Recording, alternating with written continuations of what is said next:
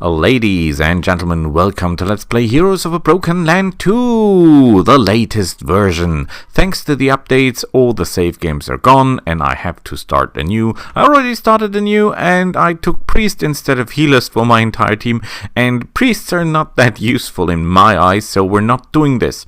So, again, what is Heroes of a Broken Land 2? It is a turn-based RPG game where you crawl in dungeons, build your city, train your heroes, and conquer the world. Well, actually, you're just trying to put it back together until since some mages who became gods blow it into pieces.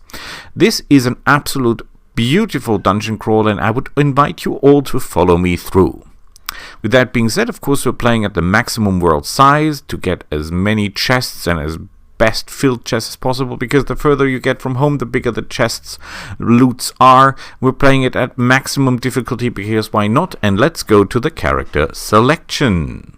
And here we go. Yes, character selection, because you cannot create your characters, you can only select them from this slot. You pick 4 and then you enter the realm and visit your city where 3 more are waiting for you. These are all random. If you take some of them and you press the re-roll button, all will be re-rolled. Those who are still in the pool and those who are in your team already. So you have to make a compromise.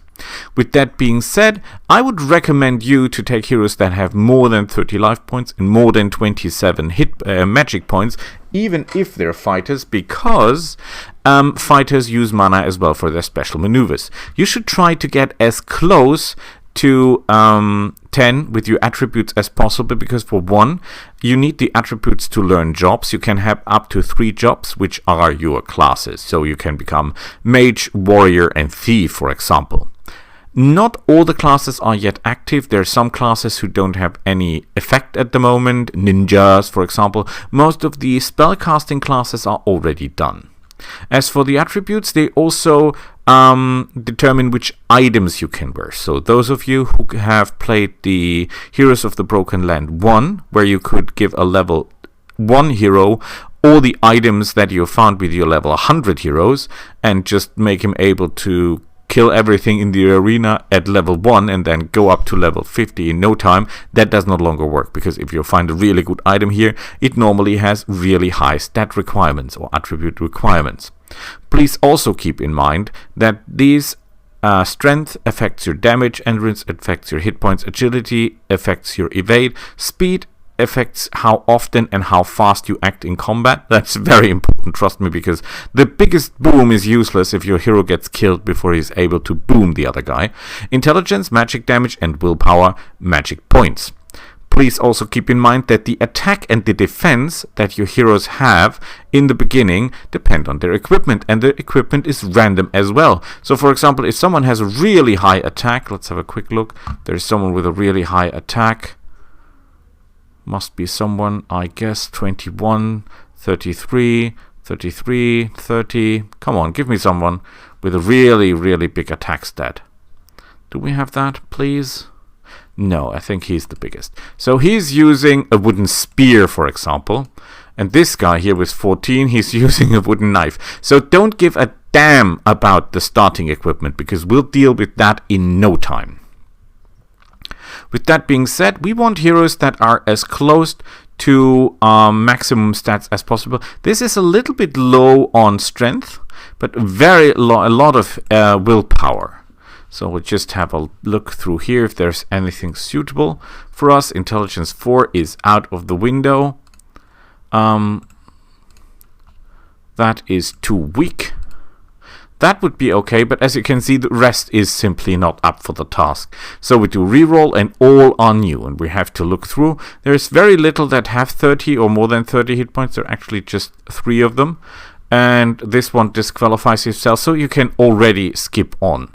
Same here. Is there someone with... He's too bad, he does not count. He is too slow, does not count. Too little magic points, does not count. So you can relatively fast say if the lot is any use or not. I can live with the 5 intelligence because of the number of hit points. I'm ready to make compromises, and you will have to make compromises in order to get your team. However, not making too many compromises. This is good as well.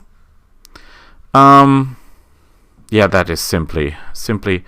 It is close to 40, and yeah, you know what? Who cares? We'll take this guy.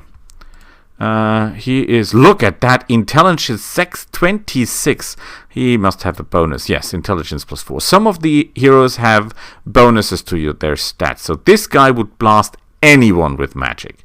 Just anyone out of the window. With that being said, that is okay. That is okay. That is okay. That is not really good, but we'll take it anyway. And let's jump right into the island. So that is our floating island here. Do not wonder, the enemy is, or there is no enemy that is moving around at the moment, so we are safe. First thing we do is we look what other heroes we have available. We have this guy here who is absolutely beautiful, and two guys that are not worth anything. So we're just taking him with us. And as we walk around the island in the first week anyway, it does not matter that the other heroes that we have in town are useless.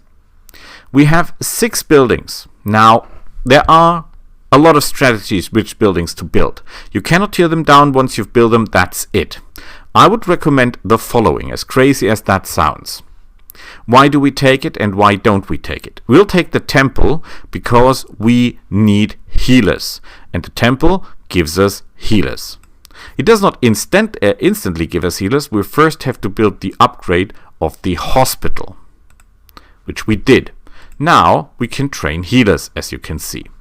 The next thing we should build is the mage tower. Now there is a little bit of controversy here because in theory, it would make more sense to build the druid building and then go for the void magic stuff, because that deals a hell of a lot more damage than the mage will ever do in his life.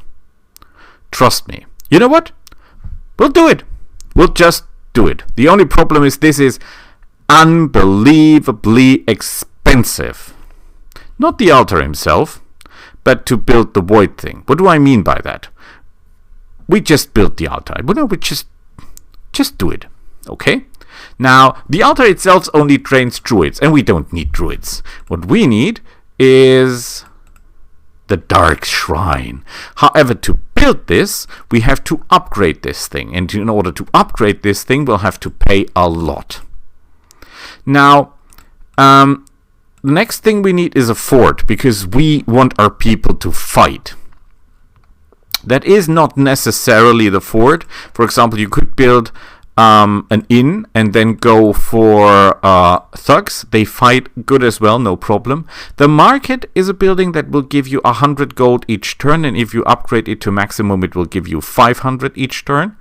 That is a lot of gold, and it keeps you from deadlocking yourself. So for example, if you're running around in the world and you run out of resources, and you cannot go any further because you cannot beat the monsters with the team you have, in theory, with the market, you can play on time, wait 100 weeks, and have enough money to buy you the best equipment and all the potions in the world, and bring your people up to absolutely outstanding, to outstanding performance.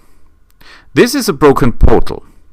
We can look where the missing parts are for 5 gold, for 5 crystal, and then we'll be able to activate the portal and teleport around, which is great. Just keep in mind that wherever you go, there might be trouble. With that being said, we keep running around. Study wooden sword. We don't go into any dungeons. We're just, looking around, gathering stuff. Now, as I said, our guys can learn 3 jobs, and I would recommend, or my playstyle, I know I'm not so much in diversity, my playstyle is that all the heroes have the same jobs in order to be able to compensate. If one goes down, no problem, the others can do the same trick anyway. And Everyone is a healer, everyone is a mage, everyone is a fighter. So no matter what monster we run into, we can handle it. So this is now week 1 done. So we go home and look what new heroes the cat dragged in. Hopefully they're good. So, at first glance, there is this guy here with intelligence 5 and willpower 5, which is outstandingly bad. We have this guy here who is even worse, and we have this guy here who is terrible. With that being said, we can take this guy because he is fast, and we can make this work. We can make this work. It's terrible, I know, but we can make this work. Welcome to the team. Because he will be able to equip equipment that the others can't. Now, we should be keeping our money together. However, I also want the fort to make our people more fighty. Fighters, please. And healers. The other 2 will be healers. Each and every one of your heroes has 1 starting skill points, so he can learn 1 profession right from the start. The professions will get better the more points you invest. For example, the next we have shield, then we have mass heal, and we have mass shield. So far so good. The fighter, on the other hand, will get strike, so they attack multiple times. There are 2 times. You can take the fencer, then they will attack all enemies once, but I rather concentrate fire, because your problems is with one guy, with the dungeon boss, and not with his minions. In the end, you can get Whirlwind Strike, which is a little bit like the old Gladiator Whirlwind ability, which is absolutely awesome. With that being said, let's have a look around. Coins are running. This is turn-based, so there cannot happen anything as long as we're not moving. Which is not entirely true, because the enemy can move as well when we just do nothing, I guess. So, oh, there we see something else. Traps. Don't walk into them. There is no skill check. You don't need rooks or thieves or anything to deal with the traps. Everyone can do that. You just have to click on it. You have to see it in time, and now you say, Boris, everyone can see that trap. No, trust me. You will run into those things. Sometimes they're on the ceiling, sometimes they're on the floor, and you tend to run into them. Now, there is another thing about movement. We can see that there's no one on this side. We're not sure if there's someone on this side. We don't want to get flanked. If we're flanking someone, or someone flanks us, that person will get a bonus to their reaction, and they will strike faster than we can. If we get behind someone, or if someone gets behind us, they will get a free strike. So what we'll do is not we walk right into it, but because we walk this way into it. So if there was someone, we would have noticed. So we see that there is a skeleton here. He will start moving in the direction he can see, which means if everything goes as planned, we will move, and he moved as well. So now, make sure there is no trap on the floor, we move behind him, and we ambushed him, so we get a free strike. We're not using special strikes with this one because it's a normal skeleton. You see, unknown monster. The more we kill, the more we learn.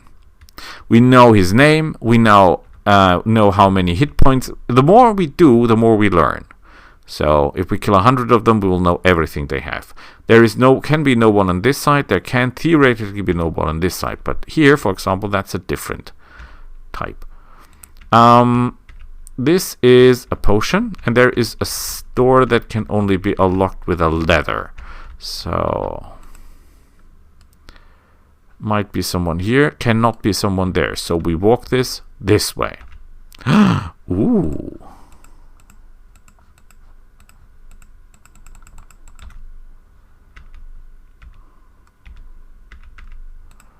Cannot open this. I, for some reason, cannot open that.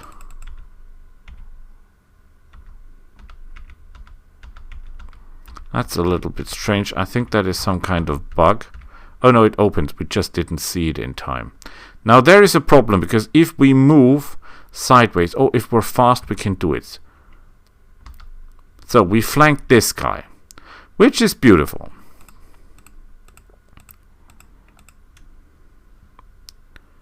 Because we're faster than he is if we flank him. Now they will move there. So what we do is we move this way. Ah, crap. They flanked us. Oh, no. I was too slow. No matter, we got this guy. And we get the others from behind. They are 2. That is more important. See? Perfect. And they've got the key. Beautiful.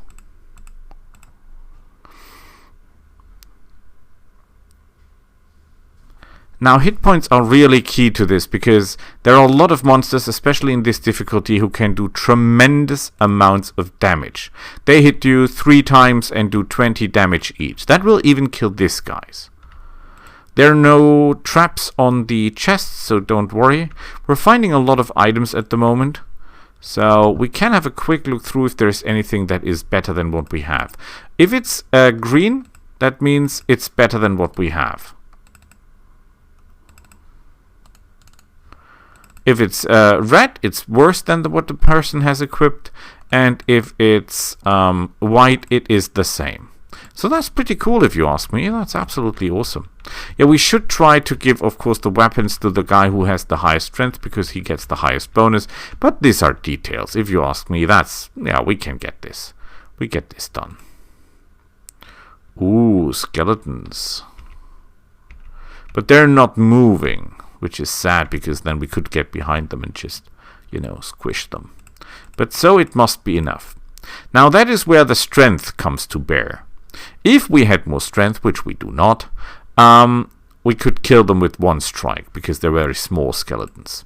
And if we had more speed, we would be striking 2 times before they strike 1 time. So speed is really essential. That means I'm not really happy with our latest bonus guy.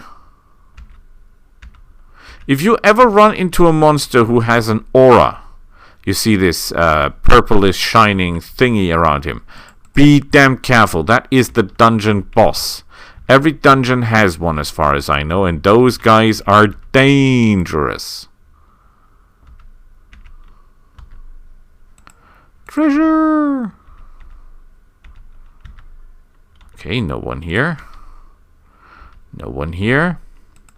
So we're not going facing that way, but we're going so, because if there were someone, we would just engage him top and not front and not flanked. Traps, yeah? Did you see that? I bet half of you would just stumble into it. No one here. Items. We should theoretically distribute the items a little bit more. Just, to be more balanced out. But yeah, for example, the item names are just like all of the games. The prerequisites have certain effects. If you find something that is called Misty, you will do 1 magic damage on top. Well, this is bad, because these guys will come just for us. We can work backwards. We can work to the side, but I think it will not work. No, they're coming right for us. So at least we flanked them. So the situation is not hopeless. I would really like to get behind them. And maybe if we played our cards better, it would have worked. But that's how it is. The important part is that we don't get dog-eared by the dungeon boss. That would be really bad. We're saving our mana for the boss, because our attacks will cost mana. And I don't want to fight a dungeon boss without any magic. Oh boy, there are a lot of them. This is just traps. Okay, we can get these guys from behind. Should be able to get a level up soon. Please keep in mind that a level up is not giving you any more hit points. If you want more hit points, invest points into Constitution. But we're getting skill points, so our people will be able to learn 1 more job. Or better the job they're in. So it could be a valuable tactic to... Haha, got you from behind. It will be a valuable tactic to just say, okay, the first 6 times I will just go for warrior or fighter and train up to whirlwind power. Now we're not sure if there is not someone behind us, so the first thing we do is we just move back. But it is all safe. Beautiful. 10 wooden sandals. I didn't get great effect from armor and stuff so far. By the way, you're picking up all the stuff that you walk over. That does not mean that armor is useless. It's only that the effect isn't as big as I notice it. Now this is a problem because if there is someone behind us, why are they not moving?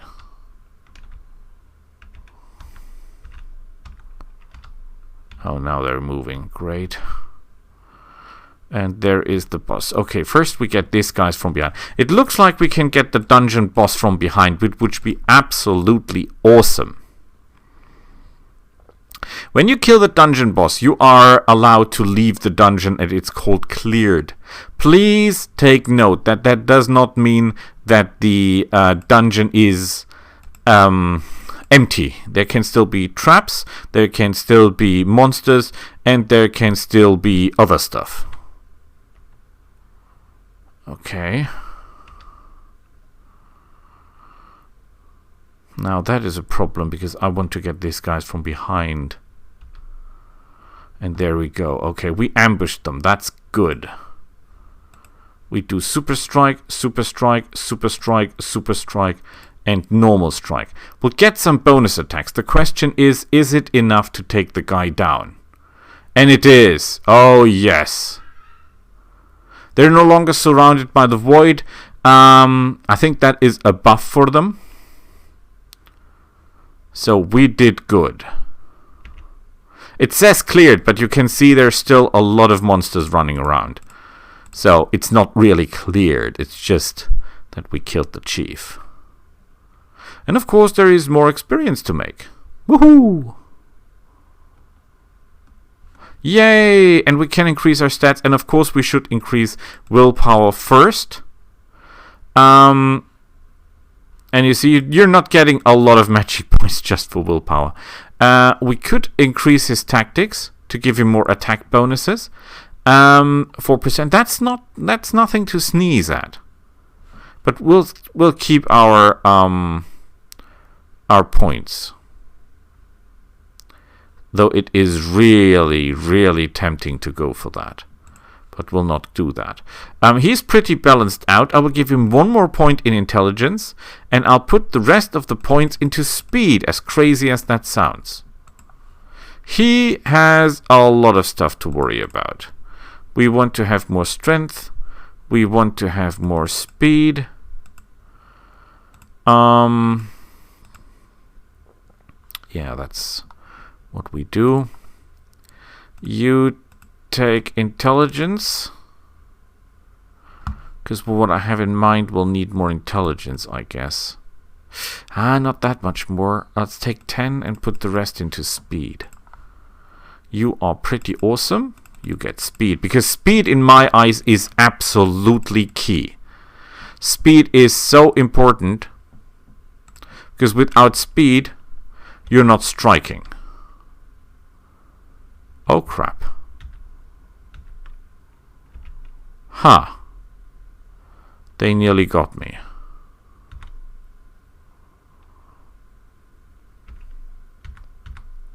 But I got them first. Maneuvering, ladies and gentlemen, that is one of the things I love about this game. There is maneuvering. I played a lot of King's Bounty, some of you might know, and I totally love to outmaneuver and kite enemies, and I played Legend of Grimlock to kite enemies, and here you can kite tactically. It's like chess a little bit.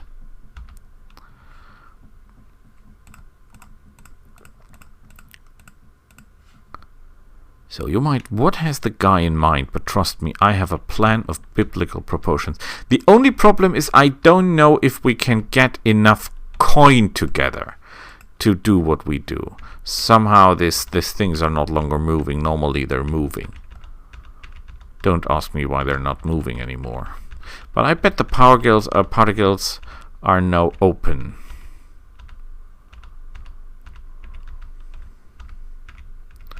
Make sure we have every chest and every piece gathered. Don't want to miss out on anything. Oh, for those who don't know, we have a mini-map. Where's my mini-map? Here's my mini-map. No, we like to stay because we're not done. Now it's open. Oh, look at that. One chest to the right, one chest to the left. It is beautiful. And we're okay. The dungeon is cleared. We're ready to go out. Woohoo! They give you the reward they promised. You've helped to earn this people. Oh boy, they could... Not even sure you can call that a reward. What we want to do in anyway, we want to train the rest up to fighters. This guy here. Because, yeah, fighters are very, very important. Is everyone a fighter, please? Nose fighter, nose fighter, nose fighter, nose... Oh, he needs 2 more points in strength. Okay. So remember, strength 10 is required. We cannot upgrade the altar at the moment, which means we cannot learn what we need. We could build the other buildings. And my idea is we can learn 3 jobs. So 3 buildings are saved for spellcasting. And not for spellcasting, for jobs. So 3 buildings for 3 jobs, and 3 buildings for weapons, armor, and potions? Jewelry? I'm not yet sure, but something like that should work. Perfect. Is there anything this way? Ooh, there is a lot, as it seems. Yeah, but we're just into that. So let's have a quick equipment check.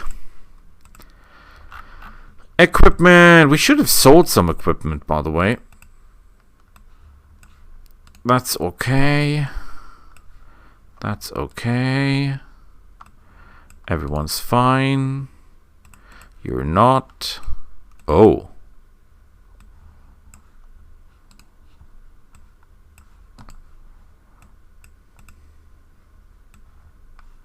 The rest is fine. So, we'll stop it here and we'll see each other next time. Bye.